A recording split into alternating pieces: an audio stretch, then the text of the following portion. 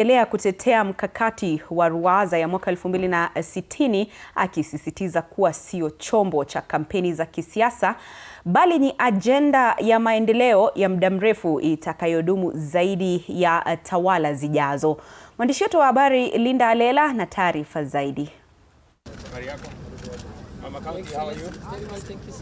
Akizungumza wakati wa ibada ya kanisa katika kaunti ya Uasin Gishu, Rais Ruto anasema kuwa mfumo anaoupendekeza wa dira ya mwaka 2060 utawekwa kwenye msingi ya sheria na kulindwa dhidi ya siasa za vyama na misukosuko ya uchaguzi. Rais akisema kuwa ingawa Kenya imepiga hatua katika kutekeleza vipengele vya katiba vinavyohusu utawala bora, haki za binadamu na vyama vya kisiasa, bado taifa halijafikisha kikamilifu matarajio ya kiuchumi na maendeleo yaliyobainishwa katika katiba. Leo barabara kilomita 6,000 zinaendelea kujengwa taifa letu la Kenya na tunazidi na kuongezea.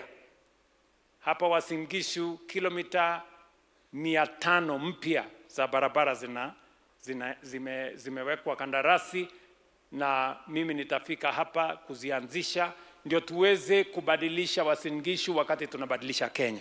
Ruto alisisitiza kuwa mchakato wa kuandaa dira mpya ya maendeleo haupaswi kuachwa mikononi mwa wanasiasa pekee, bali unapaswa kuwashirikisha wananchi wa kawaida, mashirika ya kiraia, taasisi za kidini, wataalamu pamoja na vijana. Mimi kwa miaka 4 nimekuwa kiongozi wa taifa hii letu la Kenya.